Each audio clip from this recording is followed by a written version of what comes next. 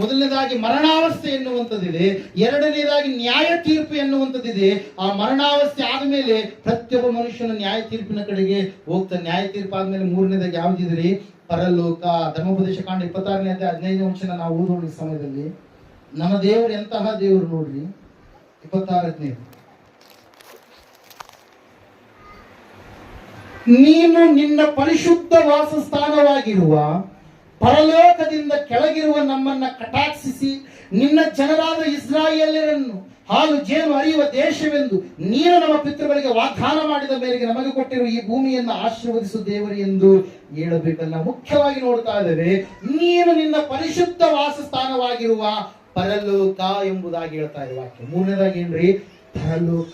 ಪರಲೋಕದ ಕುರಿತಾಗಿ ಅನೇಕರಿಗೆ ಸರಿಯಾದ ರೀತಿಯಲ್ಲಿ ಏನಿಲ್ಲ, ಅವಗಾಹನೆ ಇಲ್ಲ. ಪರಲೋಕ ಅಂತಂದ್ರೆ ಏನು? ಪರಿಶುದ್ಧವಾಗಿರ್ತಕ್ಕಂಥ ಸ್ಥಾನ ಅಂತಂದ್ರೆ ಏನು? ದೇವರು ನೇಮಕ ಮಾಡಿರ್ತಕ್ಕಂಥ, ದೇವರು ವಾಸ ಮಾಡಲಿಕ್ಕೆ ಆಯ್ಕೆ ಮಾಡಿಕೊಂಡಿರ್ತಕ್ಕಂಥ ಆ ಪರಲೋಕದಲ್ಲಿ ಆಗುವಂತ ಕಾರ್ಯಗಳು ಏನೆಂಬುದಾಗಿ ಅನೇಕರಿಗೆ ಗೊತ್ತಿಲ್ಲ. ಪರಲೋಕ ಅಂತಂದ್ರೆ ಏನಂತೇಳಿ ಅನ್ಸ್ಕೊಂತಾರೆ ಕೆಲವೊಬ್ರು ತಮ್ಮ ಒಂದು ವಿಷಯಗಳನ್ನ ಅವರು ಆಲೋಚನೆ ಮಾಡ್ತಾ ಇರ್ತಾರೆ. ಪರಲೋಕ ಅಂತಂದ್ರೆ ಅಲ್ಲಿ ಯಾರಾದ್ರೂ ನಾಟ್ಯ ಮಾಡ್ಕೊಂತ ಸ್ತ್ರೀಯರು ಬರ್ತಾರೋ ಅಂತ ಹೇಳಿ ಕೆಲವೊಬ್ರು ಅನ್ಸ್ಕೊಂಡ್ರೆ, ಇನ್ನು ಕೆಲವೊಬ್ರು ಪರಲೋಕ ಅಂತಂದ್ರೆ ಅಲ್ಲಿ ಏನಿರುತ್ತೆ, ಎಷ್ಟೋ ಕನ್ನಿಕೆಯರು ಎದುರು ಬರ್ತಾರೆ. ಆ ಕನ್ನಿಕೆಯರನ್ನ ಎದುರುಗೊಳ್ಳುವ ಸಮಯದಲ್ಲಿ ಒಂದು ಒಳ್ಳೆ ಸುತ್ತದಾಗಿರ್ತಕ್ಕಂಥ ಒಂದು ಬೆಡ್ ಇರುತ್ತೆ. ಆ ಬೆಡ್ಡಿನ ಮೇಲೆ ವಿಧವಾಗಿರ್ತಕ್ಕಂಥ ಆಹಾರವನ್ನ ತಿನ್ನುತ್ತಾ ಪಕ್ಕದಲ್ಲಿ ಹರಿಯುವಂತ ಒಂದು ಏನಂತೇಳಿ ಮದ್ಯಪಾನವನ್ನ ಸೇವನೆ ಮಾಡುತ್ತಾ ಇರುವಂತದನ್ನ ಪರಲೋಕ ಎಂಬುದಾಗಿ ಕೆಲವೊಬ್ರು ಏನ್ ಮಾಡ್ತಾರೆ, ನೆನೆಸ್ತಾರೆ ಪ್ರಿಯರ. ಆದ್ರೆ ಸತ್ಯವೇದದಲ್ಲಿ ಸೃಷ್ಟಿಕರ್ತನಾದಂತ ದೇವರು ಪರಲೋಕದ ಕುರಿತಾಗಿ ತಿಳಿಸ್ತಾ ಇದ್ದಾನೆ, ಅದು ಒಂದು ಪರಿಶುದ್ಧವಾಗಿರ್ತಕ್ಕಂಥ ಸ್ಥಳ. ಹಲ್ಲೆಲೂಯಾ. ಪರಲೋಕದಲ್ಲಿ ನಾವು ಧರ್ಮಶಾಸ್ತ್ರದಲ್ಲಿ ಒಳಗಾಗಿ ಜೀವಿಸುವಂತ ಇಬ್ರಿಯರ ಪ್ರಕಾರವಾಗಿ ನಾವು ನೋಡೋದಾದ್ರೆ ಅವರು ಪರಲೋಕವನ್ನ 7 ರೀತಿಯ ಹಂತದಲ್ಲಿ ಅವ್ರು ಏನ್ ಮಾಡ್ತಾರೆ, ವಿಭಾಗ ಮಾಡ್ತಾರೆ.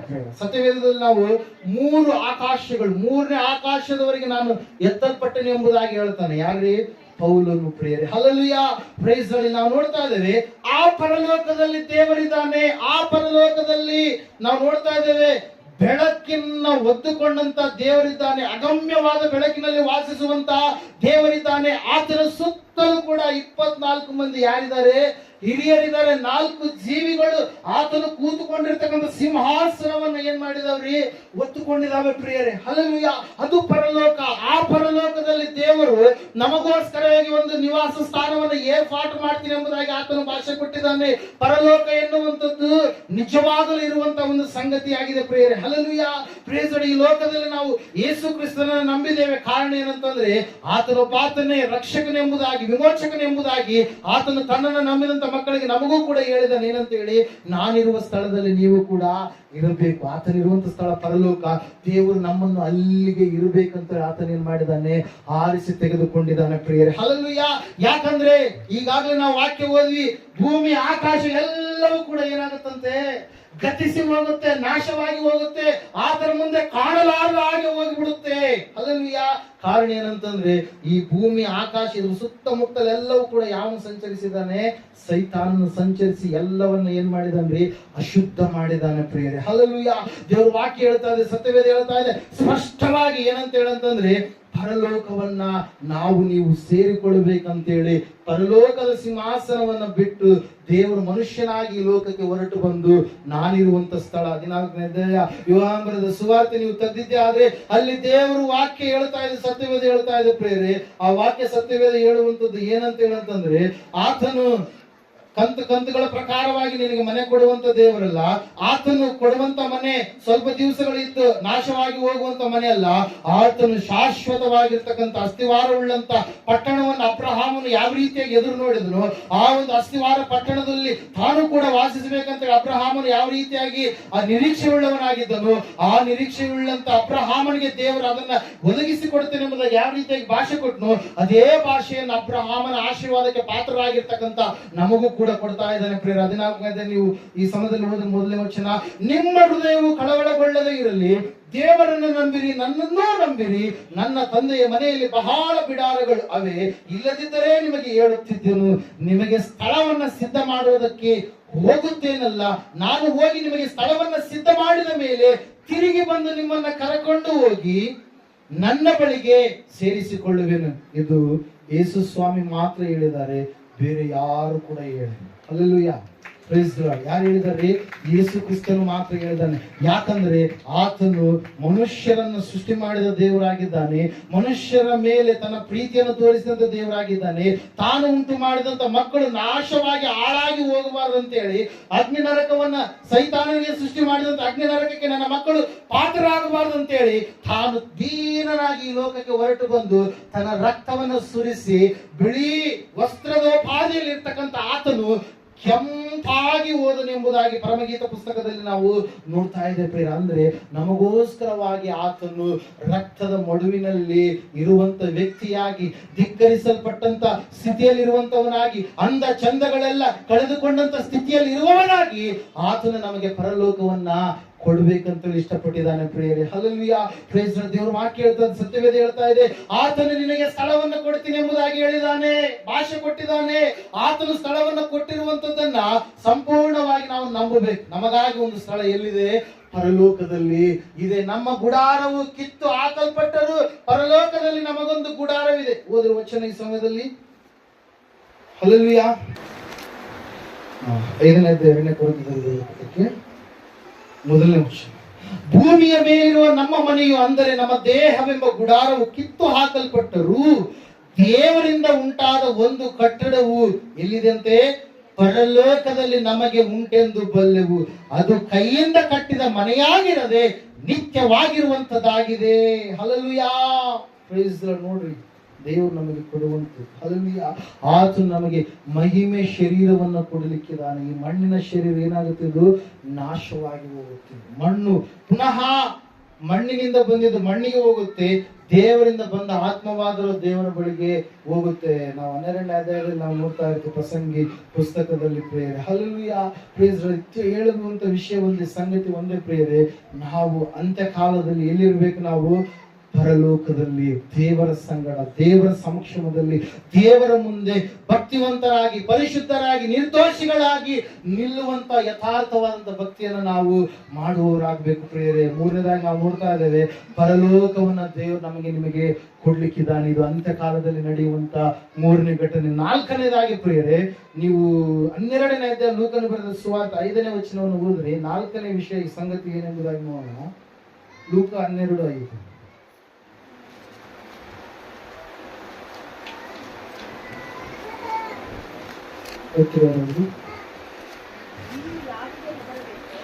ನೀವು ಯಾರಿಗೆ ಹೆದರಬೇಕು ನಿಮಗೆ ತಿಳಿಸುತ್ತೇನೆ, ಕೊಂದ ಮೇಲೆ ನರಕದೊಳಗೆ ಹಾಕುವ ಅಧಿಕಾರವುಳ್ಳವನಿಗೆ ಹೆದರಬೇಕು.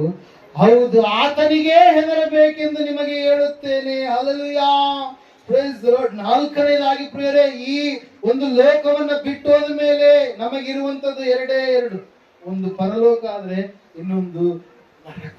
Hallelujah, price. ಸತ್ಯವೇದ ಹೇಳ್ತಾ ಇದೆ ಸ್ಪಷ್ಟವಾಗಿ, ದೇವರು ಮಾತಾಡ್ತಾ ಇದ್ದಾರೆ. ಏನಂತ ಹೇಳಂತಂದ್ರೆ, ದೇಹವನ್ನ ಕೊಂದು ಅದಕ್ಕಿಂತ ಹೆಚ್ಚಿನದೇನೂ ಮಾಡಲಾರದವರಿಗೆ ಹೆದರಬೇಡ್ರಿ. ಮನುಷ್ಯನು ನಿಮ್ಮ ದೇಹವನ್ನು ಕೊಲ್ಲಬಹುದು, ನಿಮ್ಮ ಪ್ರಾಣವನ್ನ ತೆಗೆದು ಹಾಕಬಹುದು, ಆದ್ರೆ ಅವನು ಪರಲೋಕಕ್ಕೆ ನರಕಕ್ಕೆ ನಡೆಸುವಂತ ವ್ಯಕ್ತಿಯಾಗಿರ್ತಾನ? ಆಗಿರೋದಿಲ್ಲ. ಆದ್ರೆ ದೇವರು ಹೇಳ್ತಾ ಇದ್ದಾನೆ, ನಿಮ್ಮನ್ನ ನರಕದೊಳಗಡೆಗಿಂದ ತಪ್ಪಿಸುವಂತ ಅಥವಾ ನಿಮ್ಮನ್ನ ನರಕದೊಳಗಡೆ ಹಾಕುವಂತ ಆ ಸೃಷ್ಟಿಕರ್ತನಾದಂತ ದೇವರಿಗೆ ನೀವೇನ್ ಮಾಡ್ರಿ? ಭಯಪಡ್ರಿ, ಎದುರ್ರಿ ಎಂಬುದಾಗಿ. ಹಲ್ಲೆಲೂಯಾ. 4ನೇದಾಗಿ, ಈ ಒಂದು ಲೋಕವನ್ನ ಬಿಟ್ಟೋದ ಮೇಲೆ ಆತನನ್ನು ನಂಬಲಾರದಂತ ಪ್ರತಿ ಒಬ್ಬರಿಗೂ ಕೂಡ ಆ ಪುಸ್ತಕದಲ್ಲಿ ಆ ಒಂದು ರೀತಿಯಲ್ಲಿ ಯಾರ್ಯಾರು ಆತನಿಗೆ ವಿಧೇಯತೆ ಉಳ್ಳವರಾಗಿ ನಡೆಯಲಿಲ್ವೋ, ಆತನಿಗೆ ವಿರುದ್ಧವಾಗಿ ತಮ್ಮ ಜೀವಿತವನ್ನು ಜೀವಿಸಿದರೋ, ಆತನ ಆಶ್ರಯಕ್ಕೆ ಬರಲಿಲ್ವೋ, ಆತನ ರಕ್ತದಲ್ಲಿ ಯಾರು ತೊಳೆಯಲ್ಪಡಲಿಲ್ವೋ, ಆತನಲ್ಲಿ ವಿಮೋಚನೆಯ ಮುದ್ರೆಯನ್ನು ಹೊಂದಲಿಲ್ವೋ, ಅವರೆಲ್ಲರೂ ಕೂಡ ಏನಾಗ್ತಾರಂತೆ? ನರಕಕ್ಕೆ ಹೋಗ್ತಾರೆ ಪ್ರೇರೆ. ಅದಕ್ಕಾಗಿ ವಾಕ್ಯದಲ್ಲಿ ನಾವು ನೋಡ್ತಾ ಇದ್ದೇವೆ, ಸತ್ಯವೇದ ಸ್ಪಷ್ಟವಾಗಿ ಹೇಳ್ತಾ ಇದೆ, ಆತನಿಗೆ ನೀವು ಹೆದರಿ. ಬಲಗಡೆಯಲ್ಲಿರ್ತಕ್ಕಂಥ ಕಳ್ಳ ಯೇಸು ಸ್ವಾಮಿಯನ್ನ ನೋಡುತ್ತಾ, ತನ್ನನ್ನು ತಾನು ನೋಡಿಕೊಳ್ಳುತ್ತಾ, ಬಲಗಡೆಯಲ್ಲಿರ್ತಕ್ಕಂಥ ಕಳ್ಳ ಎಡಗಡೆಯಲ್ಲಿರ್ತಕ್ಕಂಥ ಕಳ್ಳನಿಗೆ ಹೇಳ್ತಾ ಇದ್ದೇನೆ ಅಂತೇಳಿ, ನೀನು ದೇವರಿಗೆ ಹೆದರುವುದಿಲ್ಲವೋ? ಹಲ್ಲೆಲೂಯಾ. ದೇವರಿಗೆ ನೀನು ಭಯಪಡೋದಿಲ್ವಾ? ದೇವರಿಗೆ ಹೆದರುವುದಿಲ್ವಾ? ನಮ್ಮ ಪ್ರಾಣಗಳು ಈಗ ತಾನೇ ಹಾರಿ ಹೋಗ್ಲಿಕ್ಕಿದಾವೆ, ಆದ್ರೆ ನೀನು ದೇವರಿಗೆ ಭಯಪಡು. ದೇವರು ನಮ್ಮನ್ನ ನರಕಕ್ಕಾಗಲಿ ಪರಲೋಕಕ್ಕಾಗಲಿ ಸೇರಿಸುವಂತ ಅಧಿಕಾರ ಆತನಿಗೆ ಮಾತ್ರ ಉಂಟು ಎಂಬುದಾಗಿ. ಹಲ್ಲೆಲೂಯಾ. ಪ್ರಿಯರೇ, ನಾವು ನೋಡ್ತಾ ಇದ್ದೇವೆ ಪ್ರಿಯರೇ, ದೇವರ ವಾಕ್ಯ ಹೇಳ್ತದೆ, ಸತ್ಯವೇದ ಹೇಳ್ತಾ ಇದೆ, ಪರಲೋಕಕ್ಕೆ ಇಬ್ಬರು ಹಂಗೆ ಹೋದ್ರು. ಹೆಂಗ್ ಹೋದ್ರು ಹೇಳ್ರಿ? ಮರಣ ಕಾಣ್ಲಾರ್ದೆ ಹೋದ್ರು. ಮೊದಲನೇದಾಗಿ ಹಳೆ ಒಡಂಬಡಿಕೆಯಲ್ಲಿ ಯಾರು ಹೇಳ್ರಿ? ಅನೇಕ ಸಾರಿ ಹೇಳಿದ್ರಿ. ಯಾರು ಹಳೆ ಒಡಂಬಡಿಕೆಯಲ್ಲಿ? ಹಲ್ಲೆಲೂಯಾ. ಹನೋಕ ಏನ್ ಮಾಡಿದ? ದೇವರೊಂದಿಗೆ ನಡೆದ. ದೇವರು ಅವನನ್ನ ಕರೆದುಕೊಂಡ ಕಾರಣಕ್ಕಾಗಿ ಅವನ ಭೂಮಿ ಮೇಲೆ ಎಲ್ಲಿ ಸಿಗಲಿಲ್ಲ. ಅಂದ್ರೆ ದೇವರು ನೇರವಾಗಿ ಆತನಿಗೆ ಏನ್ ಮಾಡಿದ? ಪರಲೋಕ ಕೊಟ್ಟ. ಎರಡನೇದಾಗಿ ಯಾರು ಹೇಳ್ರಿ ನೋಡೋಣ? ಎಲಿಯ ಪ್ರವಾಹ. ಹಲ್ಲೆಲೂಯಾ. ಮರಣಕ್ಕೆ ಭಯಪಟ್ಟು ಮರಣ ಬರುತ್ತೆ ಎಂಬುದಾಗಿ ಅಂಜಿಕೊಂಡು ಓಡಿ ಹೋಗ್ತಾ ಇದ್ದಾನೆ. ಎಲ್ಲಿಂದ? ಯಾರಿಂದ ಓಡಿ ಹೋಗ್ತಾ ಇದ್ದಾನೆ? ಯೆಜೆಬೇಲಳಿಂದ, ಅಹಾಬ ರಾಜನಿಂದ. ಹಲ್ಲೆಲೂಯಾ. ಪ್ರೇಸ್ ವಾಕ್ಯ ಹೇಳ್ತಾರೆ, ಸತ್ಯವೇದ ಹೇಳ್ತಾರೆ ಸ್ಪಷ್ಟವಾಗಿ. ಏನಂತ ಹೇಳಂತಂದ್ರೆ, ಆ ಅಹಾಬ ಮತ್ತು ಯೆಜೆಬೇಲ್ ರಾಣಿಯಿಂದ ದೇವರು ತಪ್ಪಿಸಿ ಅವ್ರು ಎಷ್ಟು ಹುಡುಕಿದ್ರು ಕೂಡ ಎಲಿಯನನ್ನ ದೇವರು ಸಿಗಿಸಿದ್ನ. ಹಲ್ಲೆಲೂಯಾ. ಅವನನ್ನ ತೆಗೆದುಕೊಂಡು ಹೋಗಿ ಅವನ ನಾಶ ಮಾಡಿಲ್ಲ. ಕಾರಣ ಏನ್ರಿ? ದೇವರು ಅವನ ಸಂಗಡ ಇದ್ದು ಅವನಿಗೆ ಬೇಕಾಗಿರುವಂತದ್ದೆಲ್ಲವನ್ನು ಒದಗಿಸಿಕೊಡ್ತದೆ. ಇಲ್ಲೇ ಇದ್ರು ಕೂಡ, ಇಲ್ಲೇ ಇದ್ರು ಕೂಡ, ಅಹಾಬನ ಸೈನಿಕರೆಲ್ಲರೂ ಇಲ್ಲೇ ಬಂದ್ರು ಕೂಡ ದೇವರು ಅವನನ್ನ ಕಾಣಲಾರದ ಹಾಗೆ ಏನ್ ಮಾಡ್ತಾ ಇದ್ದ? ಮರೆ ಮಾಡ್ತಾ ಇದ್ದ ಪ್ರೇರೆ. ಹಲ್ಲೆಲೂಯಾ. ಪ್ರೈಸ್. ಅದಕ್ಕಾಗಿ ದೇವ್ರ ವಾಕ್ಯ ಹೇಳ್ತಾರೆ, ಸತ್ಯವೇದ ಹೇಳ್ತಾರೆ ಸ್ಪಷ್ಟವಾಗಿ ಪ್ರೇರೆ, ನಮ್ಮನ್ನು ಕೂಡ ದೇವರು ಪರಲೋಕಕ್ಕೆ ಸೇರಿಸ್ತಾನೆ. ಹಲ್ಲೆಲೂಯಾ. 4ನೇ ಅಂಶ ನಾವು ನೋಡ್ತಾ ಇದ್ದೀವಿ, ನರಕ ಕೂಡ ನಿಜವಾಗಲೂ ಕೂಡ ಅದು ಕೂಡ ಇರುವಂತದ್ದೇ ಆಗಿದೆ. ಅದು ಘೋರವಾಗಿರ್ತಕ್ಕಂಥ ಸ್ಥಿತಿ. ಯೇಸು ಸ್ವಾಮಿ ತನ್ನ ಬೋಧನೆಯಲ್ಲಿ ಪರಲೋಕಕ್ಕಿಂತ ಹೆಚ್ಚಾಗಿ ಯಾವುದನ್ನು ಬೋಧಿಸಿದ್ರೆ? ಆತನು ನರಕದ ಕುರಿತಾಗಿ ಬೋಧಿಸಿದ. ಯಾಕೆ ಆತನು ಅಪಾಯದ ಕುರಿತಾಗಿ ಹೆಚ್ಚು ಬೋಧಿಸಿದಂತಂದ್ರೆ, ಆತನು ಅಪಾಯದ ಕಡೆಗೆ ಹೋಗಬಾರ್ದು ಅಂತೇಳಿ ಅದನ್ನೇ ಹೆಚ್ಚಾಗಿ ಆತನ ಏನ್ ಮಾಡಿದ? ಬೋಧಿಸಿದ ಪ್ರೇರ. ಆತನು ಹೇಳಿದ ಏನಂತೇಳಿ, ನಿಮ್ಮನ್ನ ಕತ್ತಲೆ ಕೋಣೆಗೆ ಹಾಕುವಂತವ್ರು ಬರ್ತಾರೆ, ನಿಮ್ಮನ್ನ ನ್ಯಾಯ ತೀರಿಸುವಂತ ಸಮಯ ನಿಮಗೆ ಬರ್ಲಿಕ್ಕಿದೆ. ಅದಕ್ಕಾಗಿ ನೀವು ಇವತ್ತಿನ ದಿವಸ ಏನ್ ಮಾಡಿ, ನೀವು ರಕ್ಷಣೆ ಹೊಂದ್ರಿ. ಇದು ಅಂತ್ಯಕಾಲವಾಗಿದೆ, ಕಠಿಣ ಕಾಲವಾಗಿದೆ. ನೀವು ದೇವರ ಸುವಾರ್ತೆಯನ್ನು ನಂಬಿ ನೀವು ಪರಿಪೂರ್ಣವಾಗಿ ದೇವರ ಕಡೆಗೆ ತಿರುಗಿಕೊಂಡು ರಕ್ಷಣೆಯನ್ನ ನೀವು ಹೊಂದ್ರಿ ಅಂತೇಳಿ ಆತನು ಬೋಧಿಸಿದ ಪ್ರೇರ. ಕಾರಣ ಒಂದು ಏನಂತೇಳಿ ಅಂತಂದ್ರೆ, ಆತನು ನಾವ್ಯಾರು ಕೂಡ ನರಕಕ್ಕೆ ಹೋಗಬಾರ್ದು ಅಂತೇಳಿ ಇಷ್ಟವುಳ್ಳಂತ ದೇವರಾಗಿದ್ದ ಪ್ರೇರ. ಆತನು ಎಷ್ಟು ಎಚ್ಚರಿಕೆಯಿಂದ ಬೋಧಿಸಿದ್ರು ಕೂಡ, ಎಷ್ಟು ಎಚ್ಚರಿಕೆಯನ್ನು ಕೊಟ್ಟರು ಕೂಡ ಆವತ್ತಿನ ದಿವಸದಲ್ಲಿ ಅವ್ರು ಏನ್ ಮಾಡಲಿಲ್ಲ? ತಿಳಿದುಕೊಳ್ಳಲಿಲ್ಲ, ಅರ್ಥ ಮಾಡಿಕೊಳ್ಳಲಿಲ್ಲ. ಆದ್ರೆ ಇವತ್ತಾದ್ರೂ ದೇವರು ನಮಗೆ ತನ್ನ ಪ್ರತಿಯೊಂದು ಮಾತನ್ನ, ಭಾಷೆಯನ್ನ, ನಮ್ಮದೇ ಆಗಿರ್ತಕ್ಕಂಥ ಭಾಷೆಯಲ್ಲಿ, ನಮ್ಮದೇ ಆಗಿರ್ತಕ್ಕಂಥ ಒಂದು ಒಳ್ಳೆಯ ಮಾತೃಭಾಷೆಯಲ್ಲಿ ನಮಗೆ ತಿಳಿಸ್ತಾ ಇದ್ದಾನೆ. ನಾವು ಅರ್ಥ ಮಾಡಿಕೊಳ್ಳಬೇಕು, ಅದರ ಪ್ರಕಾರವಾಗಿ ನಾವು ನಡೆದುಕೊಳ್ಳಬೇಕು ಪ್ರೇರೆ. ಹಲ್ಲೆಲೂಯಾ. ಪ್ರೈಸ್. ದೇವರು ಹೇಳ್ತಾ ಇದ್ದಾನೆ, ನರಕಕ್ಕೆ ನಾನು ಹಾಕುವಂತ ಅಧಿಕಾರ ನನಗೇ ಇದೆ. ಯಾಕಂದ್ರೆ ಆತನು ಸತ್ತು ಜೀವಿತನಾಗಿ ಎದ್ದಾದ ಮೇಲೆ, ಪ್ರಕಟಣೆ ಪುಸ್ತಕ 1ನೇ ಅಧ್ಯಾಯ ನೀವು ತಂದಿದ್ದೆ ಆದ್ರೆ 18ನೇ ವಚನ, ಸತ್ತವನಾದನು ಮತ್ತು ಯುಗಾಂತರಗಳಲ್ಲಿಯೂ ಬದುಕುವವನಾಗಿದ್ದೇನೆ. ಮರಣದ ಮತ್ತು ಪಾತಾಳದ ಬೀಗದ ಕೈಗಳು ನನ್ನಲ್ಲಿ ಅವೆ. ಆದುದರಿಂದ ನೀನು ಕಂಡವುಗಳನ್ನು, ಈಗ ನಡೆಯುತ್ತಿರುವವುಗಳನ್ನ, ಮುಂದೆ ಆಗಬೇಕಾದವುಗಳನ್ನ ದೇವರು ಬರೆಸಿಟ್ಟಿದ್ದಾನೆ. ಯಾಕೆ ಹೇಳ್ರಿ? ನಾವು ಅವುಗಳನ್ನು ತಿಳಿದುಕೊಂಡು ಒಳ್ಳೆಯ ಮಾರ್ಗದಲ್ಲಿ ನಾವು ನಡಿಬೇಕು ಅಂತ. ಹಲ್ಲೆಲೂಯಾ. ಅಪಾಯ ಹಿಂಗಾಗ್ಲಿಕ್ಕಿದೆ, ಮುಂದೆ ಭಯಂಕರವಾದಂತ ಸ್ಥಿತಿ ಬರ್ಲಿಕ್ಕಿದೆ, ಅದಕ್ಕೆ ನೀವು ಯಾರು ಪಾತ್ರರಾಗಬಾರ್ದು ಅಂತೇಳಿ ದೇವರು ಮುಂಚಿತವಾಗಿ ನಮಗೆ ತಿಳಿಯಪಡಿಸ್ತಾ ಇದ್ದಾನೆ, ಬರೆದಿಟ್ಟಿದ್ದಾನೆ ಪ್ರಿಯರೇ. ಯಾಕಂದ್ರೆ ಆತನ ಕೈಯಲ್ಲಿ ಏನಿದೆ ಅಂತೆ? ಮರಣದ ಬೀಗದ ಕೈ, ಪಾತಾಳದ ಬೀಗದ ಕೈ ಯಾರ ಹತ್ರ ಇದೆ? ಯೇಸುವಿನ ಹತ್ರ ಇದೆ. ನೀನು ಆತನನ್ನ ಬಿಟ್ಟು ಹಿಂದಕ್ಕೆ ಹೋದ್ರೆ ನೀನೇನಾಗ್ತೀಯಾ? ಪಾತಾಳಕ್ಕೆ ಹೋಗ್ತೀಯ, ನಾಶನದ ಕಡೆಗೆ ಹೋಗ್ತೀಯ, ಅಗ್ನಿ ನರಕಕ್ಕೆ ತುತ್ತಾಗ್ತೀಯ, ಭಯಂಕರವಾದಂತ ಸ್ಥಿತಿಯ ಕಡೆಗೆ ಹೋಗ್ತೀಯ. ಅಲ್ಲಿ ಕಟಕಟನೆ ಹಲ್ಲು ಕಡಿಯೋಣವು ಇರುತ್ತೆ, ಅಲ್ಲಿ ಕಡಿಯುವಂತ ಹುಳ ಸಾಯುವುದಿಲ್ಲ, ಸುಡುವಂತ ಬೆಂಕಿ ಹಾರುವುದಿಲ್ಲ. ಅಂತ ಭಯಂಕರವಾಗಿರ್ತಕ್ಕಂತ ಸ್ಥಿತಿ ಎಲ್ಲಿದೆ ಪ್ರೇರೆ? ನರಕದಲ್ಲಿದೆ ಪ್ರೇರೆ. ಅದಕ್ಕಾಗಿಯೇ ಆ ಶ್ರೀಮಂತ ವ್ಯಕ್ತಿ ಆ ಲಾಜರನನ್ನು ನೆನೆಸಿಕೊಳ್ತಾ ಇದ್ದಾನೆ. ಕಾರಣ ಒಂದೇ, ಅವನು ಈ ಲೋಕದಲ್ಲಿ ಇರುವಾಗ ಎಷ್ಟೋ ಸಾರಿ ಬೋಧನೆ ಕೇಳಿರ್ಬೋದು. ಬೋಧನೆ ಕೇಳಿ, ಅಯ್ಯೋ ಈ ಬೋಧನೆ ನನಗಲ್ಲ, ನನ್ನದೇ ಆಗಿರ್ತಕ್ಕಂಥ ನನ್ನ ತತ್ವಗಳಿದಾವೆ, ಇದಾವೆ, ನನ್ನದೇ ಆದಂತ ನನಗೆ ಸಿದ್ಧಾಂತಗಳಿದಾವೆ, ನನಗೆ ಬೇಕಾಗಿರುವಂತ ಹಣ ನನ್ನಲ್ಲಿದೆ, ನನಗೆ ಬೇಕಾಗಿರ್ತಕ್ಕಂಥ ವಸ್ತ್ರಗಳು ನನ್ನಲ್ಲಿದ್ದಾವೆ ಎಂಬುದಾಗಿ ನೆನೆಸಿದ. ಆದ್ರೆ ಅವನ ಜೀವನದ ಅಂತ್ಯಾವಸ್ಥೆಯಲ್ಲಿ ಅವನ ಪ್ರಾಣ ಪಕ್ಷಿ ಆಗಿ ಹೋದಾಗ ಅವನು ನೇರವಾಗಿ ಎಲ್ಲಿ ಬಿದ್ದಂತೆ? ಪಾತಾಳದಲ್ಲಿ ಬಿದ್ದ. ಪ್ರಿಯರೇ, 16ನೇ ಅಧ್ಯಾಯ ಲೂಕನ್ ಬರೆದ ಸುವಾರ್ತೆಯಲ್ಲಿ ನಾವು ನೋಡುವಾಗ ಅಲ್ಲಿ ಅವನು ಅರಸ್ತಾ ಇದ್ದಾನೆ, ಅಯ್ಯೋ ಅಬ್ರಹಾಮನೇ, ತಂದೆಯಾದ ಅಬ್ರಹಾಮನೇ, ಲಾಜರ್ನನ್ನು ನನ್ನ ಬಳಿಗೆ ಕಳುಹಿಸು, ಅವನು ತನ್ನ ಕಿರು ಬೆರಳಿನಿಂದ ನನ್ನ ನಾಲಿಗೆಯನ್ನ ಕಣ್ಣಗೆ ಮಾಡ. ಇಲ್ಲೆಲ್ಲ ಬರೀ AC ಆಗಿದ್ದಂತ ವ್ಯಕ್ತಿ, ಯಾವಾಗಲೂ ಕೂಲ್ ಆಗಿರತಕ್ಕಂಥ ಫ್ರಿಜ್ ನೀರು ಕುಡಿದಂತ ವ್ಯಕ್ತಿ. ಆದ್ರೆ ಅಲ್ಲಿ ಹೋಗಿದ್ದಾನೆ. ಎಲ್ಲಿ ಹೋಗಿದ್ದಾನೆ? ಜಯ ಪಾತಾಳಕ್ಕೆ ಹೋಗಿದ್ದಾನೆ, ನರಕಕ್ಕೆ ಹೋಗಿದ್ದಾನೆ. ಅಲ್ಲಿ ಕೂಗ್ತಾ ಇದ್ದಾನೆ, ಅರಸ್ತಾ ಇದ್ದಾನೆ, ಬೇಡ್ತಾ ಇದ್ದಾನೆ. ಆದ್ರೆ ಪ್ರಯೋಜನ ಇಲ್ಲ. ಯಾಕೆ ಹೇಳ್ರಿ? ಟ್ರೈನ್ ಆಲ್ರೆಡಿ ಹೋಗ್ಬಿಟ್ಟಿದೆ. ಆಮೇಲೆ ಏನ್ ಮಾಡ್ತಾ ಇದ್ದಾನೆ? ಟಿಕೆಟ್ ತೆಗೆಸ್ಕೊಳಕ್ ಓಡಾಡ್ತಾ ಇದ್ದಾನೆ. ಟ್ರೈನ್ ಹೋದ್ಮೇಲೆ ಟಿಕೆಟ್ ತೆಗೆಸ್ಕೊಂಡು ಪ್ರಯೋಜನ ಇರುತ್ತಾ? ಟ್ರೈನ್ ಹೋದ್ಮೇಲೆ ಟಿಕೆಟ್ ತೆಗೆಸ್ಕೊಂಡ್ರು ಪ್ರಯೋಜನ ಇಲ್ಲ, ಟ್ರೈನ್ ಅನ್ನ ಮಿಸ್ ಮಾಡ್ಕೊಂಡ್ರು ಕೂಡ ಪ್ರಯೋಜನ ಇಲ್ಲ. ಕೆಲವೊಬ್ರು ಇರ್ತಾರೆ, ಹೆಂಗಿರ್ತಾರೆ ಅಂದ್ರೆ, ಯೇಸು ಸ್ವಾಮಿ ಬಂದು ಹೋದ್ಮೇಲೆ ನಾವು ನಿನ್ನ ನಂಬ್ತೀವಪ್ಪ, ರಕ್ಷಣೆ ಹೊಂದ್ತೀವಪ್ಪ ಅನ್ನೋರು ಇರ್ತಾರೆ. ಕೆಲವೊಬ್ರು ಹೆಂಗಿರ್ತಾರೆ ಅಂದ್ರೆ, ಯೇಸು ಸ್ವಾಮಿ ಬಂದಿರ್ತಾನೆ, ಆದ್ರೆ ಟ್ರೈನ್ ಬಂದಿರುತ್ತೆ, ರಕ್ಷಣೆ ಎನ್ನುವಂತ ದೇವರು ತೆಗೆದುಕೊಂಡು ಬಂದಿರ್ತಾನೆ, ಇವರು ಟಿಕೆಟ್ ಎಲ್ಲ ಇಟ್ಕೊಂಡಿರ್ತಾರೆ. ಆದ್ರೆ ಆ ಟೈಮ್ ಮಾತ್ರ ಇವ್ರು ಹೆಂಗಿರಲ್ಲ, ಸಿದ್ಧರಾಗಿರಲ್ಲ. ಏನಾಗ್ತಾರೆ? ಇವರು ಕೈ ಬಿಡಲ್ಪಡ್ತಾರೆ. ಅದಕ್ಕಾಗಿ ದೇವ್ರ ವಾಕ್ಯ ಹೇಳ್ತಾರೆ, ಸತ್ಯವೇದ ಹೇಳ್ತಾ ಇದೆ, ರಕ್ಷಣೆ ಎನ್ನುವಂಥದ್ದು ಹೆಂಗಿರುತ್ತೆ? ಕಡೆಯವರೆಗೆ ತಾಳುವವನು ರಕ್ಷಣೆ ಹೊಂದುವನು, ನಂಬಿ ದೀಕ್ಷಾ ಸ್ನಾನ ಮಾಡಿಸಿಕೊಳ್ಳುವನು ರಕ್ಷಣೆ ಹೊಂದುವನು, ಯಾವನು ಯೇಸುವನ್ನ ಕರ್ತನೆಂದು ಅರಿಕೆ ಮಾಡಿ ತನ್ನ ಬಾಯಿ ಮೂಲಕವಾಗಿ ಹೇಳುವನು ಅವನೇ ರಕ್ಷಣೆ ಹೊಂದುವನು. Hallelujah, praise Lord. ಈ ಸಂಗತಿಗಳನ್ನು ದೇವರು ತಾನೇ ಸತ್ಯವೇದದಲ್ಲಿ ಏನ್ ಮಾಡಿದ್ದಾನೆ? ಲಿಖಿತಪಡಿಸಿದ್ದಾನೆ. ಒಂದು ಕೂಡ ಮಿಸ್ ಆಗಬಾರದು. ಮೊದಲನೇದಾಗಿ ನಂಬಿ ದೀಕ್ಷಾ ಸ್ನಾನ ಮಾಡಿಸಿಕೊಳ್ಬೇಕು, ಎರಡನೇದಾಗಿ ಅರಿಕೆ ಮಾಡಿ ಆತನೇ ದೇವರೆಂಬುದಾಗಿ ಒಪ್ಪಿಕೊಳ್ಬೇಕು, ಮೂರನೇದಾಗಿ ಕಡೆಯವರೆಗೆ ಆ ಒಂದು ರಕ್ಷಣೆಯನ್ನ ಕಾಪಾಡಿಕೊಳ್ಬೇಕು. ಬಂಗಾರ ಹೆಂಗ್ ಕಾಪಾಡ್ತೀರ? Hallelujah, hallelujah.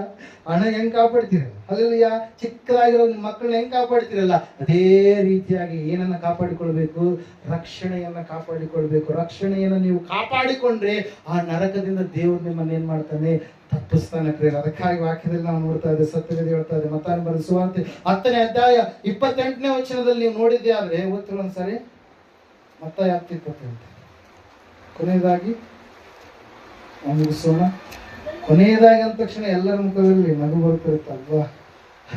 ಬಿಡುಗಡೆ ಆಯ್ತಪ್ಪ, ಎಷ್ಟು ಹೇಳ್ತಾರಪ್ಪ ಅಂಬ ಲೆಕ್ಕಕ್ಕೆ ಹೇಳ್ತಾರೆ ಕೆಲವರು. ಹೋದ್ರೆ ಒಂದ್ಸರಿ. ಇದಲ್ಲದೆ ದೇಹವನ್ನು ಕೊಂದು ಆತ್ಮವನ್ನ ಕೊಲ್ಲಲಾರದವರಿಗೆ ಹೆದರಬೇಡಿರಿ. ಆತ್ಮ ದೇಹ ಎರಡನ್ನೂ ಕೂಡ ಇಲ್ಲಂತೆ ನರಕದಲ್ಲಿ ಹಾಕಿ ನಾಶ ಮಾಡಬಲ್ಲ ಆತನಿಗೆ ಎದುರಿರಿ. ಅದರ ಸಲುವಾಗಿ ದೇಹ ಉಳ್ಳವನಾಗಿದ್ದಾನೆ. ಯಾರೇ? ಈ ಶ್ರೀಮಂತ ವ್ಯಕ್ತಿ. Hallelujah, praise Lord. ಕೆಲವೊಬ್ರು ನೆನೆಸ್ತಾರೆ, ದೇಹವನ್ನ ಆತ್ಮವನ್ನ ಎರಡನ್ನೂ ಕೂಡ ಎಲ್ಲಿ ಹಾಕ್ತಾನಂತ ದೇವರು? ನರಕದಲ್ಲಿ ಆಗ್ತಾನೆ. ಇದು ಡೈರೆಕ್ಟ್ ರೆಫರೆನ್ಸ್ ಪಾಯಿಂಟ್. ಯೇಸು ಸ್ವಾಮಿ ತನ್ನ ಬಾಯಿಂದ ಹೇಳಿರ್ತಕ್ಕಂಥ ಒಂದು ಮಾತು. ಪ್ರಿಯರೇ, ಹಲ್ಲೆಲೂಯಾ, ಪ್ರೈಸ್ ಲಾರ್ಡ್. ನಾವು ನೋಡ್ತಾ ಇದ್ದೇವೆ, ದೇವರ ವಾಕ್ಯ ಹೇಳ್ತದೆ, ಸತ್ಯವೇದ ಹೇಳ್ತಾ ಇದೆ ಸ್ಪಷ್ಟವಾಗಿ. ಪ್ರಿಯರೇ, ಆತನಿಗೆ ನೀವು ಭಯಪಡ್ರಿ. ಆತನು ಪ್ರೀತಿ ಉಳ್ಳ ದೇವರು ಎಂಬುದಾಗಿ ನೀವು ನೆನೆಸಿದ್ದೀರಿ, ಆತನು ಸತ್ಯ ಉಳ್ಳಂತ ದೇವರು ಎಂಬುದಾಗಿ ನೀವು ಅಂದುಕೊಂಡಿದ್ದೀರಿ, ಆತನ ಕನಿಕರ ಕರುಣೆ ಉಳ್ಳ ದೇವರು ಎಂಬುದಾಗಿ ಸಂಪೂರ್ಣವಾಗಿ ನೀವು ನಂಬಿದ್ದೀರಿ. ಆತನ ಕೋಪ ಕೂಡ ಪ್ರಕಟವಾಗುವಂತ ದಿವಸ ಒಂದಿದೆ. ಆ ದಿವಸದಲ್ಲಿ ನೀವು ಆತನ ಪರವಾಗಿ ಇರುವಂತ ಮಕ್ಕಳಾದ್ರೆ ನಿಮಗೆ ರಕ್ಷಣೆ ಇರುತ್ತೆ. ನಗುಮುಖದಿಂದ ಯೇಸಪ್ಪ ನಿಮ್ಮನ್ನು ಸ್ವೀಕಾರ ಮಾಡ್ತಾನೆ. ಒಂದು ವೇಳೆ ನೀವು ರಕ್ಷಣೆಯನ್ನ ಕಳೆದುಕೊಂಡ್ರೆ, ಇಬ್ರಿಯರಿಗೆ ಬರೆದ ಪತ್ರಿಕೆಯಲ್ಲಿ ನಾವು ನೋಡ್ತಾ ಇದ್ದೇವೆ, ಅನೇಕ ಜನರು ರಕ್ಷಣೆಯನ್ನ ಕಳೆದುಕೊಳ್ತಾರೆ, ಅನೇಕ ಜನರು ಹಿಂದಕ್ಕೆ ಹೋಗ್ಬಿಡ್ತಾರೆ, ಅನೇಕ ಜನರು ನಮಗೆ ಯೇಸು ಬೇಡ, ನಮಗೆ ಲೋಕನೇ ಬೇಕು, ಲೋಕದಲ್ಲಿ ಇರುವಂತವುಗಳೇ ಬೇಕು ಎಂಬುದಾಗಿ ಅವರು ಹೋದಾಗ ಭಯಂಕರವಾದಂತಹ ಸ್ಥಿತಿಯ ಕಡೆಗೆ ಅವರು ತೆರಳುತ್ತಾರೆ. 6ನೇ ಅಧ್ಯಾಯ 4ನೇ ವಚನದಿಂದ ನಾವು ನೋಡುವಾಗ, ಒಂದು ಸಾರಿ ಜ್ಞಾನ ಪ್ರಕಾಶದಲ್ಲಿ ಸೇರಿ ಪರಲೋಕದಿಂದಾದ ದಾನದ ಅನುಭವವನ್ನು ಹೊಂದಿ ಪವಿತ್ರಾತ್ಮ ವರದಲ್ಲಿ ಪಾಲುಗಾರರಾಗಿ ದೇವರ ವಾಕ್ಯದ ಶ್ರೇಷ್ಠತೆಯನ್ನ, ಮುಂದಣ ಯುಗದ ಮಹತ್ವವನ್ನ ಅನುಭವಿಸಿದವರು ಯಾರವರು? ನಾವೇ ಆಗಿದ್ದೇವೆ. ನೋಡ್ರಿ, ವಾಕ್ಯ ಹೇಳ್ತದೆ, ಜ್ಞಾನ ಪ್ರಕಾಶದಲ್ಲಿ ಸೇರಿದಂತವರಾಗಿದ್ದೇವೆ, ಪರಲೋಕದಿಂದ ಆಗಿರ್ತಕ್ಕಂಥ ಅನುಭವಗಳನ್ನು ಹೊಂದಿಕೊಂಡಂತವರಾಗಿದ್ದೇವೆ, ಪವಿತ್ರಾತ್ಮನ ವರವನ್ನ ಸಂಪಾದನೆ ಮಾಡಿಕೊಂಡಂತವರಾಗಿದ್ದೇವೆ, ದೇವರ ವಾಕ್ಯಕ್ಕಿರ್ತಕ್ಕಂಥ ಶ್ರೇಷ್ಠ ಏನೆಂಬುದಾಗಿ ತಿಳಿದುಕೊಂಡಂತವರಾಗಿದ್ದೇವೆ, ಮತ್ತೆ ಮುಂದಣ ಯುಗದ ಮಹತ್ವ ಏನೆಂಬುದಾಗಿ. ಯೇಸು ಬರ್ಲಿಕ್ಕಿದ್ದಾನೆ ರಾಜಾದಿರಾಜನಾಗಿ, ಆತನು ತನ್ನ ಪರಿವಾರದ ಸಂಗಡ ಬರ್ಲಿಕ್ಕಿದ್ದಾನೆ. ಆತನು ಬರುವಾಗ ಆತನ ಒಂದು ಸಮ್ಮುಖದಲ್ಲಿ ನಾವು ಕೂಡ ಬರಬೇಕೆನ್ನುವಂತ ಒಂದು ಸ್ಥಿತಿಯಲ್ಲಿ ಇರುವಂತವರಾಗಿದ್ದೇವೆ. ಅದೆಲ್ಲವನ್ನು ನಾವು ತಿಳಿದುಕೊಂಡಂತವರಾಗಿದ್ದೇವೆ. ಅದನ್ನ ತಿಳಿದುಕೊಂಡಂತ ಬಲಗಡೆಯಲ್ಲಿ ಇರ್ತಕ್ಕಂಥ ಕಳ್ಳ ಹೇಳ್ತಾನೆ, ನಿನ್ನ ರಾಜ್ಯವನ್ನು ನೀನು ಪಡೆದುಕೊಂಡು ಬರುವಾಗ ನನ್ನನ್ನು ಕೂಡ ನೀನೇನ್ ಮಾಡು ನೆನೆಸಿಕೆ ಎಂಬುದಾಗಿ. ಆತನು ರಾಜನಾಗಿದ್ದಾನೆ, ತನ್ನ ರಾಜ್ಯ ಇದೆ. ಆತನು ತನ್ನ ರಾಜ್ಯದಲ್ಲಿ ರಾಜಾದಿರಾಜನಾಗಿ ಈ ಲೋಕಕ್ಕೆ ಕಾಲಿಡುವಂತ ಸಮಯದಲ್ಲಿ 1000 ವರ್ಷಗಳ ಕಾಲ ಈ ಲೋಕವನ್ನು ಆತನು ಏನ್ ಮಾಡ್ತಾನೆ, ಆಳ್ವಿಕೆ ಮಾಡ್ತಾನೆ. ಪ್ರಿಯರೇ, ಎಷ್ಟು ವರ್ಷ ರೀ? 1000 ವರ್ಷಗಳು ಈ ಭೂಮಿಯ ಮೇಲೆ ಯೇಸು ತನ್ನ ರಾಜ್ಯವನ್ನು ಸ್ಥಾಪಿಸಲಿಕ್ಕಿದ್ದಾನೆ. ಯಾವಾಗ? ಸೈತಾನನನ್ನ ಬಂಧಿಸ್ತಾರೆ ಪ್ರಿಯ. ಹಲ್ಲೆಲೂಯಾ. ಯೇಸು ಕ್ರಿಸ್ತನ ಮೊದಲನೇದಾಗಿ ಹೆಂಗ್ ಬಂದರಿ? ಮನುಷ್ಯನಾಗಿ ಈ ಲೋಕಕ್ಕೆ ಹೊರಟು ಬಂದ. ಎರಡನೇದಾಗಿ ಯೇಸು ಸ್ವಾಮಿ ಎರಡನೇ ಬರುವಿಕೆಯಲ್ಲಿ 2 ರೀತಿಯಾಗಿರ್ತಕ್ಕಂಥ ಪಾತ್ರಗಳಿರ್ತವೆ. ಮೊದಲನೇದಾಗಿ ರಹಸ್ಯ ಬರೋಣ, ಆದ್ರೆ ಎರಡನೇದಾಗಿ ಬಹಿರಂಗ ಬರೋಣ. ರಹಸ್ಯ ಬರೋಣ, ಆತನು ಮಧ್ಯಾಕಾಶದಲ್ಲಿ ಯೇಸು ಸ್ವಾಮಿ ಪ್ರತ್ಯಕ್ಷನಾದಂತ ಸಮಯದಲ್ಲಿ, ಆತನು ತುತ್ತೂರಿ ಧ್ವನಿಯಾಗುವಂತ ಸಮಯದಲ್ಲಿ ಯೇಸು ಕ್ರಿಸ್ತನನ್ನು ನಂಬಿದಂತವ್ರು ಮಾತ್ರ ಎಬ್ಬಿಸಲ್ಪಡ್ತಾರೆ. ಇದು ಮೊದಲನೆಯ ಪುನರುತ್ಥಾನ. ಅದಕ್ಕಾಗಿ ದೇವರು ಹೇಳ್ತಾನೆ, ಮೊದಲನೆಯ ಪುನರುತ್ಥಾನದಲ್ಲಿ ಪಾಲ್ಗೊಂಡವರು ಏನಂತೆ? ಪರಿಶುದ್ಧರು ಧನ್ಯರು ಆಗಿದ್ದಾರೆ. 20ನೇ ಅಧ್ಯಾಯ ಪ್ರಕಟಣೆ ಪುಸ್ತಕದಲ್ಲಿ ನಾವು ನೋಡ್ತಾ ಇದ್ದೇವೆ. ಸತ್ಯವೇದ ಹೇಳ್ತಾ ಇದೆ ಸ್ಪಷ್ಟವಾಗಿ. ಓದ್ತೀರಾ? 5ನೇ ವರ್ಷ 20ನೇ ಅಧ್ಯಾಯ. ಮಿಕ್ಕ ಸತ್ತವರು 1000 ವರ್ಷ ತೀರುವ ತನಕ ಜೀವಿತರಾಗಿ ಹೇಳಲಿಲ್ಲ. ಇದೇ ಪ್ರಥಮ ಪುನರುತ್ಥಾನವು. ಪ್ರಥಮ ಪುನರುತ್ಥಾನದಲ್ಲಿ ಸೇರಿರುವವನು ಧನ್ಯನು ಪರಿಶುದ್ಧನೂ ಆಗಿದ್ದಾನೆ. ಇಂಥವರ ಮೇಲೆ ಎರಡನೆಯ ಮರಣಕ್ಕೆ ಅಧಿಕಾರವಿಲ್ಲ. ಆದರೆ ಅವರು ದೇವರಿಗೂ ಕ್ರಿಸ್ತನಿಗೂ ಯಾಜಕರಾಗಿ ಕ್ರಿಸ್ತನೊಂದಿಗೆ 1000 ವರ್ಷ ಆಳುವರು. ಹಲ್ಲೆಲೂಯಾ. ಆತನು ಮಧ್ಯಾಕಾಶದಲ್ಲಿ ಪ್ರತ್ಯಕ್ಷನಾದಾಗ ತುತ್ತೂರಿ ಧ್ವನಿಯಾದಂತ ಸಮಯದಲ್ಲಿ ಆತನನ್ನು ನಂಬಿದಂತ ಮಕ್ಕಳೆಲ್ಲರೂ ಕೂಡ ಏನಾಗ್ತಾರೆ? ಎಬ್ಬಿಸಲ್ಪಡ್ತಾರೆ ಪ್ರಿಯರ. ಅಂದ್ರೆ ಆತನನ್ನು ನಂಬಿ ನಡೆದುಕೊಂಡಂತವರೆಲ್ಲರೂ ಎಬ್ಬಿಸಲ್ಪಟ್ಟ ಮೇಲೆ ಜೀವಿತರಾಗಿರ್ತಕ್ಕಂಥ ನಾವು ಕಣ್ಣು ರೆಪ್ಪೆ ಬಡಿಯುವಷ್ಟರೊಳಗಡೆ ಎಲ್ಲಿ ಹೋಗ್ತೀವಿ? ಅವರನ್ನು ನಾವು ಹಿಂಬಾಲಿಸ್ತೀವಿ. ಮೊದಲು ಅವರು ಎದ್ದು ಬರ್ತಾರೆ, ಆಮೇಲೆ ಯೇಸುವನ್ನು ನಾವು ಮುಖಾಮುಖಿಯಾಗಿ ಎದುರುಗೊಳ್ತೀವಿ. ಆ ಸಮಯದಲ್ಲಿ 7 ವರ್ಷಗಳ ಕಾಲ ವಿವಾಹ ಮಹೋತ್ಸವ ಕಾರ್ಯಕ್ರಮ ಎಲ್ಲಿ ನಡೆಯಲಿಕ್ಕಿದೆ? ಆ ಮಧ್ಯಾಕಾಶದಲ್ಲಿ ನಡೆಯಲಿಕ್ಕಿದೆ. ಆತನ ವಿವಾಹ ಮಹೋತ್ಸವ ಕಾರ್ಯಕ್ರಮ ಎಲ್ಲ ಆದ್ಮೇಲೆ 7 ವರ್ಷಗಳ ಕಾಲ ಈ ಭೂಮಿಯ ಮೇಲೆ ಏನಿದೆ ರೀ? ಭಯಂಕರವಾದಂತ ಶ್ರಮೆ.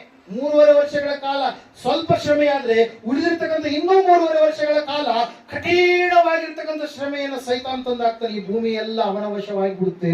ಈ ಭೂಮಿಯಲ್ಲಿ ಇರ್ತಕ್ಕಂಥ ಎಲ್ಲರನ್ನ ಅವನು ವಶ ಮಾಡಿಕೊಂಡು ನಾನೇ ದೇವರು ಎಂಬುದಾಗಿ ಅವನು ಹೇಳಿ ದೇವಾಲಯದ ಗರ್ಭದ ಗುಡಿಯಲ್ಲಿ ಕೂತ್ಕೊಂಡು ಇಡೀ ವಿಶ್ವವನ್ನೇ ಅವನು ಆಳ್ವಿಕೆ ಮಾಡ್ತಾನೆ. ಎಷ್ಟು ವರ್ಷ? 7 ವರ್ಷ ಪ್ರಿಯರೇ. ಹಲ್ಲೆಲೂಯಾ. ಆ 7 ವರ್ಷಗಳ ಕಾಲ ಜನರಿಗೆ ಭಯಂಕರವಾದಂತ ಶ್ರಮೆಗಳು ಬರ್ತವೆ. ಆಕಾಶದಿಂದ ದೇವರ ತೀರ್ಪು ಕೂಡ ಪ್ರಕಟವಾಗ್ತಾ ಇರುತ್ತೆ ಪ್ರಿಯರೇ. ಹಲ್ಲೆಲೂಯಾ. Praise Lord. ಈ ಎಲ್ಲ ಕಾರ್ಯಗಳು ನಡೆದಾದ ಮೇಲೆ ಆತನ ಸಂಗಡ ಯಾರ ಸಂಗಡ ಇರ್ತೀವಿ ನಾವು? 7 ವರ್ಷಗಳ ಕಾಲ ಯೇಸು ಕ್ರಿಸ್ತನ ಸಂಗಡ. ನಂಬಿದವರೆಲ್ಲರೂ ಗಟ್ಟಿಯಾಗಿ ಚಪ್ಪಾಳೆ ಹಿಡಿದೇವೆ ಅಂತ ಕ್ರಿಸ್ತನ. ಹಲ್ಲೆಲೂಯಾ. ಆ 7 ವರ್ಷಗಳ ಕಾಲ ಯೇಸುವಿನ ಸಂಗಡ ಇರ್ತಕ್ಕಂಥ ನಾವು ಭೂಮಿಯ ಮೇಲೆ ಪಾದವನ್ನ ಇಡ್ತೀವಿ. ಇಟ್ಟಾದ ಮೇಲೆ 1000 ವರ್ಷ. ಎಷ್ಟು ವರ್ಷ ಅಂತೆ? ನಾವು ಮಣ್ಣಿನ ಶರೀರಗಳಾಗಿರೋದಿಲ್ಲ. ಹೆಂಗಿರ್ತೀವಿ ನಾವು? ಅಲ್ಲಿ ವಾಕ್ಯ ಹೇಳ್ತಾ ಇದೆ, ಅವರಿಗೆ 2ನೇ ಮರಣದ ಮೇಲೆ ಅಧಿಕಾರ ಇಲ್ಲ. 2ನೇ ಮರಣ ಅಧಿಕಾರ ಮಾಡ್ಬೇಕಾದ್ರೆ ಅವನು ಸಾಯಲೇಬೇಕು. ಹಲ್ಲೆಲೂಯಾ. ನಮ್ಮನ್ನ ದೇವರು ಮಹಿಮೆ ಶರೀರವಾಗಿ ಮಾರ್ಪಡಿಸಿದ ಮೇಲೆ ನಾವು ಕ್ರಿಸ್ತನೊಂದಿಗೆ 1000 ವರ್ಷಗಳ ಕಾಲ ರಾಜ್ಯವನ್ನ ಆಳ್ತೀವಿ. ಯಾವ ಇಸ್ರಾಯೇಲರು ನಮಗೆ ಒಬ್ಬ ರಾಜನು ಬೇಕು ಎಂಬುದಾಗಿ ಹೇಳಿದ್ದು, ಆ ಸಮಯದಲ್ಲಿ ನಿಜವಾದ ರಾಜನು, ಸಮಾಧಾನ ರಾಜನು, ತಮಗಾಗಿ ನ್ಯಾಯವನ್ನು ತೀರಿಸುವಂತ ರಾಜನು ಈ ಭೂಮಿಯ ಮೇಲೆ ಕಾಲಿಡುವಂತಹ ಒಂದು ವಾಗ್ದಾನ ನೆರವೇರಿಸಲ್ಪಡುವಂತಹ ಆ ದಿನಗಳು ಪ್ರಿಯರೇ. ಹಲ್ಲೆಲೂಯಾ. Praise the Lord. ಆ 1000 ವರ್ಷಗಳ ಕಾಲ ಯೇಸುವಿನ ಸಂಗಡ ನಾವು ರಾಜ್ಯವನ್ನು ಈ ಲೋಕದಲ್ಲಿ ಆಳ್ವಿಕೆ ಮಾಡುತ್ತೀವಿ ಪ್ರಿಯರೇ. ಇದೇ ಶ್ರೇಷ್ಠ. ಇದನ್ನ ಪಡೆದುಕೊಳ್ಳುವುದಕ್ಕಾಗಿಯೇ ನಾವು ದೇವರನ್ನ ನಂಬಿದಂತವರಾಗಿದ್ದೇವೆ ಪ್ರಿಯರೇ. ಹಲ್ಲೆಲೂಯಾ. ನಿನ್ನ ದೇಹ ಇರೋವರೆಗೂ ನಿನಗೆ ಸಮಸ್ಯೆಗಳು ಬರ್ತವೆ. ನಿನ್ನ ದೇಹ ಇರೋವರೆಗೂ ನಿನಗೆ ರೋಗಗಳು ಬರ್ತವೆ.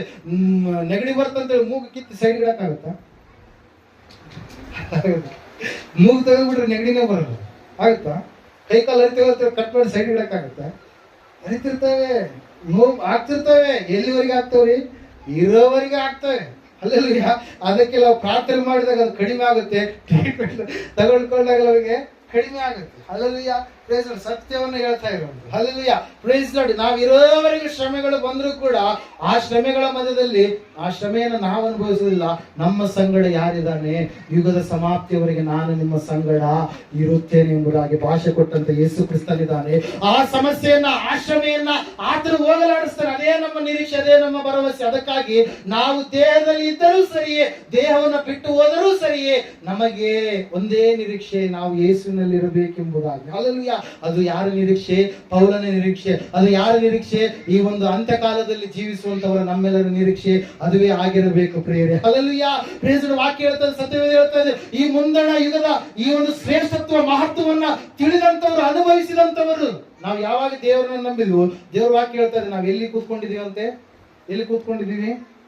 ನೀವೆಲ್ಲ ಮರಿತಾ ಇದ್ದೀರಿ. ನಿಮ್ಗೆ ಟೆಸ್ಟ್ ಇಟ್ಟರೆ ಬಂದ್ರೆ, ಎಕ್ಸಾಮ್ ಇಟ್ಟರೆ ಬಂದ್ರೆ ಗೊತ್ತಾಗುತ್ತೆ. ಹಲ್ಲೆಲೂಯಾ. ಎಲ್ಲಿ ಕೂತ್ಕೊಂಡಿದೀವಿ ನಾವು? ಪರಲೋಕದಲ್ಲಿ. ಹಲ್ಲೆಲೂಯಾ. ಒಂದ್ಸಾರಿ ಆ ವಾಕ್ಯ ಓದ್ರಿ. ಹಲ್ಲೆಲೂಯಾ. ಒಂದ್ಸಾರಿ ನೀವು ಎಫೆಸರಿಗೆ ಹೋಗ್ಬಿಟ್ರೆ 2ನೇ ಅಧ್ಯಾಯ 7ನೇ ವಚನ ಓದ್ರಿ.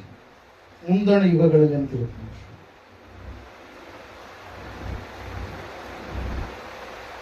ಆರನೇ ವರ್ಷದಿಂದ ಈಸಿಯಾಗಿ ನಮಗೆ ಗೊತ್ತಾಗುತ್ತೆ.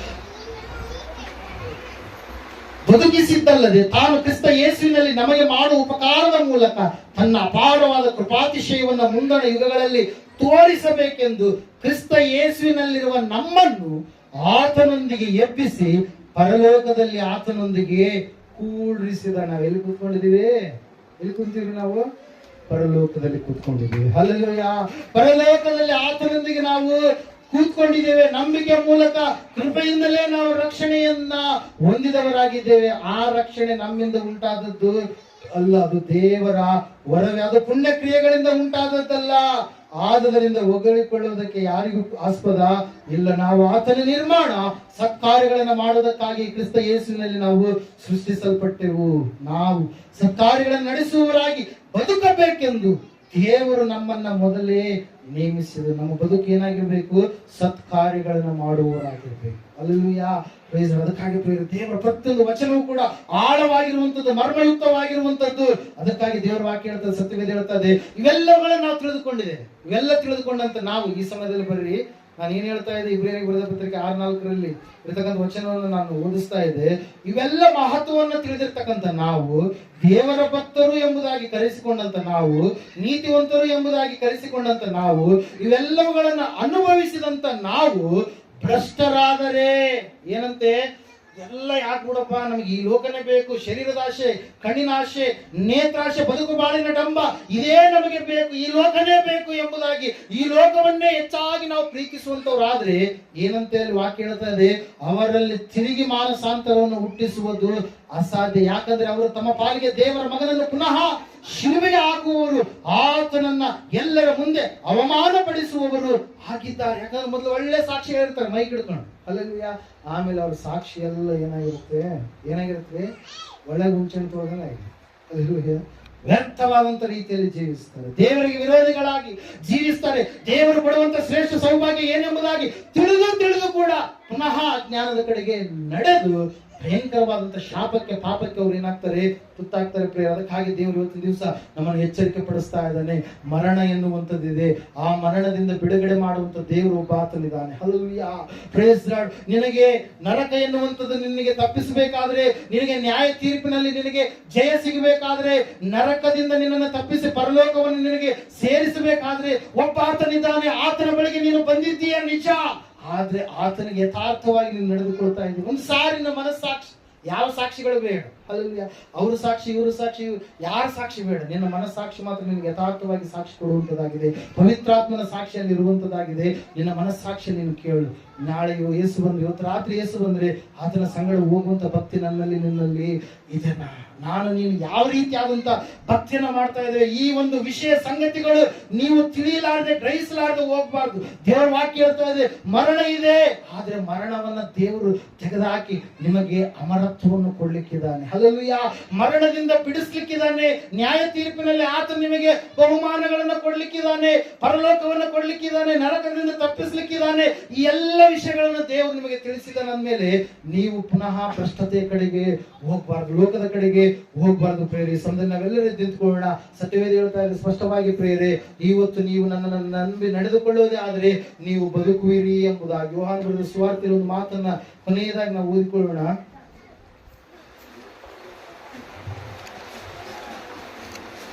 ಹಲ್ಲೆಲೂಯಾ. ಸತ್ಯವೇದ ಈ ರೀತಿಯಾಗಿ ಹೇಳ್ತಾ ಇದೆ ಪ್ರೇರೆ, ನಾನು ಬದುಕುವುದರಿಂದ ನೀವು ಬದುಕುವಿರಿ ಎಂಬುದಾಗಿ. 14ನೇ ಅಧ್ಯಾಯ ಯೋಹಾನ ಬರೆದ ಸುವಾರ್ತೆ 19ನೇ ವಚನ, 18, 19ನೇ ವಚನ. ನಾನು ನಿಮ್ಮನ್ನು ಅನಾಥರಾಗಿ ಬಿಡುವುದಿಲ್ಲ,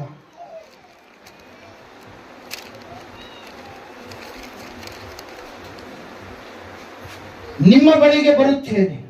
ಇನ್ನು ಸ್ವಲ್ಪ ಕಾಲವಾದ ಮೇಲೆ ಲೋಕವು ನನ್ನನ್ನು ನೋಡುವುದಿಲ್ಲ, ಆದರೆ ನೀವು ನನ್ನನ್ನು ನೋಡುವಿರಿ. ನಾನು ಬದುಕುವುದರಿಂದ ನೀವೂ ಬದುಕುವಿರಿ. ಆಮೆನ್. ಹಲ್ಲೆಲೂಯಾ. ಸಾರಿ ನಿಮ್ಮ ನೀವು ಪರೀಕ್ಷೆ ಮಾಡಿಕೊಳ್ಳಿ ಸಹೋದರ ಸಹೋದರಿ. ಯೇಸು ಬದುಕಿದ್ದಾನೆ, ನಿನ್ನನ್ನು ಕೂಡ ಬದುಕಿಸಲು ಆತನು ಇಷ್ಟಪಟ್ಟಿದ್ದಾನೆ. ಅದಕ್ಕಾಗಿ ನಮ್ಮ ಪೂರ್ವಿಕರು ದೇವರನ್ನ ಪ್ರಾರ್ಥಿಸಿದರು ಏನೆಂಬುದಾಗಿ, ಅಸತೋಮ ಸತ್ಯಮಯ, ತಾಮಸೋಮ ಜ್ಯೋತಿರ್ಗಮಯ, ಮೃತ್ಯೋಮ ಅಮೃತಂಗಮಯ, ಓಂ ಶಾಂತಿ ಶಾಂತಿ ಶಾಂತಿ ಎಂಬುದಾಗಿ. ಓಂ ಅಂದ್ರೆ ಯೇಸು ಕ್ರಿಸ್ತನು ಆಗಿದ್ದಾನೆ. ಅಲ್ಲಿ ನಾವು ನೋಡ್ತಾ ಇದ್ದೇವೆ, ಅಸತೋಮ ಅಸತ್ಯದಲ್ಲಿದ್ದೇನೆ ದೇವರೇ, ನನ್ನನ್ನ ಸತ್ಯದ ಕಡೆಗೆ ನಡೆಸು.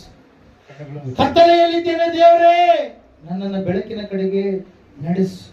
ಮರಣದ ಭಯದಲ್ಲಿದ್ದೇನೆ ದೇವರೇ, ನನ್ನನ್ನ ನಿತ್ಯ ಜೀವದ ಕಡೆಗೆ, ಅಮರತ್ವದ ಕಡೆಗೆ ನಡೆಸು ಎಂಬುದಾಗಿ. ಸಹೋದರ ಸಹೋದರಿಯೇ, ಆ ಒಂದು ನಡೆಸುವಾತನು ಓಂ ಆಗಿದ್ದಾನೆ. ಓಂಕಾರ ಸ್ವರೂಪನು, ಶಬ್ದನಾದ ಪ್ರಣವನಾದನು ಎಂಬುದಾಗಿ ಹೆಸರುಗೊಂಡ ಆತನು, ವಾಕ್ಯ ಸ್ವರೂಪನಾದ ದೇವರು ಆತನೇ ಯೇಸು ಕ್ರಿಸ್ತನಾಗಿದ್ದಾನೆ. ಆತನೇ ಹೇಳಿದ್ದಾನೆ, ನಾನೇ ಮಾರ್ಗವು, ನಾನೇ ಸತ್ಯವು, ನಾನೇ ಜೀವವಾಗಿದ್ದೀನಿ. ನನ್ನನ್ನು ನಂಬುವನು ಸತ್ತರೂ ಬದುಕುವನು, ಬದುಕುತ್ತಾ ನನ್ನನ್ನು ನಂಬುವನು ಸಾಯುವುದೇ ಇಲ್ಲ. ನಾನು ಬದುಕುವುದರಿಂದ ನೀವೂ ಬದುಕುವಿರಿ. ಲೋಕ ನನ್ನನ್ನು ನೋಡುವುದಿಲ್ಲ, ನೀವಾದರೂ ನನ್ನನ್ನು ನೋಡುವಿರಿ ಎಂಬುದಾಗಿ ಹೇಳಿದಂತ ದೇವರು ಈ ಸಮಯದಲ್ಲಿ ಪ್ರಿಯರೇ, ಸಹೋದರ ಸಹೋದರಿ, ಅಂತ್ಯಕಾಲದಲ್ಲಿ ಈ ಘಟನೆಗಳು ನಡೆಯುವಾಗ ನನ್ನ ನಿನ್ನ ಸ್ಥಾನ ಎಲ್ಲಿದೆ? ಈ ಸಮಯದಲ್ಲಿ ನಮ್ಮನ್ನು ನಾವು ಪರೀಕ್ಷೆ ಮಾಡಿಕೊಳ್ಳೋಣ, ಪ್ರಾರ್ಥನೆಯಲ್ಲಿ ಏಕೀಭವಿಸೋಣ. ಯಾರು ಕೂಡ ನಮ್ಮನ್ನು ನಾವು ಪರೀಕ್ಷೆ ಮಾಡಿಕೊಳ್ಳೋದು ಈ ಸ್ಥಳದಿಂದ ಹೋಗುವಂಥದ್ದು ಬೇಡ. ದೇವರೇ, ನೀನು ನನಗಾಗಿ ಅಂತಹ ತ್ಯಾಗವನ್ನು ಮಾಡಿದ್ದೀಯಲ್ಲ, ನಾನು ನಾಶವಾಗಬಾರ್ದು, ಹಾಳಾಗಬಾರ್ದು ಎಂಬುದಾಗಿ ನನಗಾಗಿ ನೀನು ಯಜ್ಞವಾಗಿದ್ದೀಯಲ್ಲ ಸ್ವಾಮಿ. ನನಗಾಗಿ ಪರಲೋಕ ಕೊಡಲು ಇಷ್ಟಪಟ್ಟಿದ್ದೀಯಲ್ಲಪ್ಪ. ನನಗಾಗಿ 1000 ವರ್ಷ ನಿನ್ನ ಸಂಗಡ ಆಳ್ವಿಕೆ ಮಾಡುವಂತ ಯಾಜಕೋದ್ಯೋಗವನ್ನು ಕೊಡಲು ಇಷ್ಟಪಟ್ಟಿದ್ದೀಯಲ್ಲ ಸ್ವಾಮಿ. ಆ ಒಂದು ಸಮಾಧಾನದ ಆ ವರ್ಷಗಳಲ್ಲಿ, ನೀತಿಯ ವರ್ಷಗಳಲ್ಲಿ ನನ್ನನ್ನೂ ಕೂಡ ಇರಬೇಕಂತೇಳಿ ನೀನು ಜಗದುತ್ಪತ್ತಿಗೆ ಮುಂಚೆ ನನ್ನನ್ನು ಆರಿಸಿ ತೆಗೆದುಕೊಂಡಿದ್ದೀಯಲ್ಲಪ್ಪ. 1-4 ವಚನ ಎಫೆಸದವರಿಗೆ ಬರೆದ ಪತ್ರಿಕೆಯಲ್ಲಿ. ದೇವರೇ, ಎಷ್ಟು ಒಳ್ಳೆ ದೇವರಾಗಿದ್ದೀಯ ಎಂಬುದಾಗಿ ದೇವರಿಗೆ ನಾವು ಕೃತಜ್ಞತೆ ಉಳ್ಳವರಾಗಿ ಜೀವಿಸೋಣ. ದೇವರು ಲೆಕ್ಕ ಕೇಳುವ ದೇವರಾಗಿದ್ದಾನೆ. ದೇವರು ನಿನ್ನ ಕುರಿತಾಗಿ ಚಿಂತಿಸುವವರಾಗಿದ್ದಾನೆ. ನಿನ್ನ ಜೀವಿತ ಯಾವ ರೀತಿಯಾಗಿದೆ, ದೇವರು ನಿನಗಿರುವ ಎಲ್ಲ ಸಮಸ್ಯೆಯನ್ನು ತೆಗೆದುಹಾಕ್ತಾನೆ. ಆದ್ರೆ ದೇವರಿಗೆ ನೀನು ಯಾವ ರೀತಿಯಾಗಿ ನಡೀತಾ ಇದೆಯಾ, ಅದುವೇ ಇವತ್ತಿನ ದಿವಸ ಸಂದೇಶವಾಗಿರ್ತದೆ. ದೇವರು ನಿನ್ನ ಸಮಸ್ಯೆ ಎಲ್ಲವನ್ನು ತೆಗೆದುಹಾಕಿದಾಗಲೂ ಕೂಡ ನೀನು ಆತನಿಗೆ ಸರಿಯಾದ ರೀತಿಯಲ್ಲಿ ನಡೀತಾ ಇಲ್ವಾ? ಎಲ್ಲ ಯುಗದ ಶ್ರೇಷ್ಠತ್ವವನ್ನು ತಿಳಿದುಕೊಂಡಂತ ನೀನು ಪುನಃ ದಾರಿ ತಪ್ಪಿ ಹೋಗಿದೆಯೇನೋ ಒಂದು ಸಾರಿ ನಿನ್ನನ್ನು ಪರೀಕ್ಷೆ ಮಾಡಿಕೊ. ಪರಲೋಕ ಕೊಡುವಾತನ ಆತನ ಎಂಬುದಾಗಿ ಗ್ರಹಿಸಿಕೊಂಡು ಜೀವಿಸಿ ಸಂಪೂರ್ಣವಾಗಿ ರಕ್ಷಣೆ ಮಾರ್ಗದಲ್ಲಿ ನೀನು ಸ್ಥಿರವಾಗಿ ನಿಂತು ರಕ್ಷಣೆಯನ್ನು ಕಾಪಾಡಿಕೊಳ್ಳುವಂತ ವ್ಯಕ್ತಿ ನೀನಂದ್ರೆ ಆದ್ರೆ ಖಂಡಿತವಾಗಿ ಪರಲೋಕ ನಿನ್ನದೇ. ಸಣ್ಣ ಪ್ರಾರ್ಥನೆಯಲ್ಲಿ ಏಕೀಭವಿಸೋಣ. ಎಲ್ಲರೂ ಪ್ರಾರ್ಥನೆ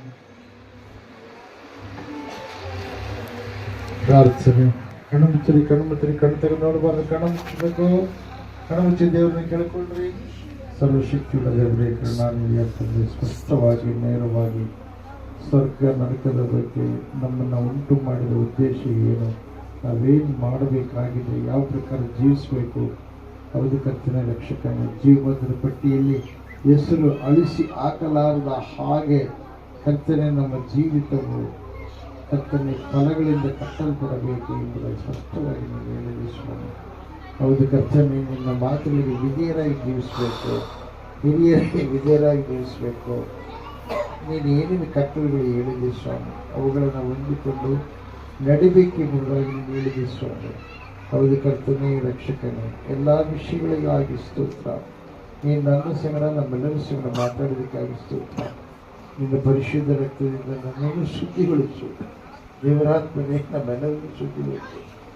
ಈ ಸಮಯದಲ್ಲಿ ಕರ್ತನೆ ಅಪ್ಪ, ಯಾರ್ಯಾರು ತೊಂದರೆಗಳಿಂದ, ಬಾಧೆಗಳಿಂದ ಮತ್ತು ಇನ್ನೂ ನಿಜತ್ವವನ್ನು ತಿಳ್ಕೊಳ್ಳಲಾರದೆ ಕತ್ತಲೆಯೊಳಗಿರ್ತಕ್ಕಂಥವ್ರನ್ನ ನಿಜ ತಿಳ್ಕೊಂಡು ಇನ್ನೂ ಕತ್ತಲೆಯ ಕಾರ್ಯಗಳನ್ನು ಮಾಡುವಂಥವ್ರನ್ನ ಒಂದು ಮುಂದೆ ಇಡ್ತಾ ಇದ್ದೇನೆ ಸ್ವಾಮಿ. ಅವರಿಗೆ ಅರಿವಿನ ಜಗದ ಕಡೆ, ಮಾನಸಾಂತರದ ಕಡೆ, ಮಾರು ಮನಸ್ಸಿನ ಕಡೆ ಅವರನ್ನು ನಡೆಸಯ್ಯ. ಅವರಿಗೆ ತಿಳಿಯಪಡಿಸು. ಕಲ್ಲಾದ ಹೃದಯ, ತೊಲಗಿಸು ಸುಭಿಕ್ಷಿತರು. ಪಶ್ಚಾತ್ತಾಪ ಪಟ್ಟವರಿಗೆ ರಕ್ಷಕರೇ ನೀನು ಕ್ಷಮಿಸುವ ದೇವರಾಗಿದೆ. ಪಶ್ಚಾತ್ತಾಪ ಹೃದಯವನ್ನು ಉಂಟು ಮಾಡುತ್ತಾ ಕೆಲವರು ಪಶ್ಚಾತ್ತಾಪವಿಲ್ಲದೆ ಕ್ಷಮಿಸಿ ಎಂದು ಹೇಳ್ತಾ ಇದ್ದಾರೆ. ದೇವರಾತ್ಮನೇ ಅಂಥ ಒಂದು ಮನವರಿಕೆ ಏನು ಅವರಿಗೆ ತಿಳಿಯಪಡಿಸು. ಯಾವ ರೂಪದಲ್ಲಿ ರೀತಿಯಲ್ಲಿ ದೇವರಾತ್ಮೆ ನಷ್ಟಗೊಳಿಸಿಕೊಳ್ಬೋದು. ಎಲ್ಲಕ್ಕೆ ನಮ್ಮ ಮಹಿಮೆ ಉಂಟಲ್ಲ. ಯೇಸು ಕ್ರಿಸ್ತ ಮಹಾಪ್ರಭು ಪರಿಶುದ್ಧಿವೆ ನಾವು ಎಲ್ಲವನ್ನು ಹೊಂದಿದ್ದೇವೆ ಪರಮ ತಂದೆ. ಆಮೆನ್. ಹಲ್ಲೆಲೂಯಾ. ಈ ಸಮಯದಲ್ಲಿ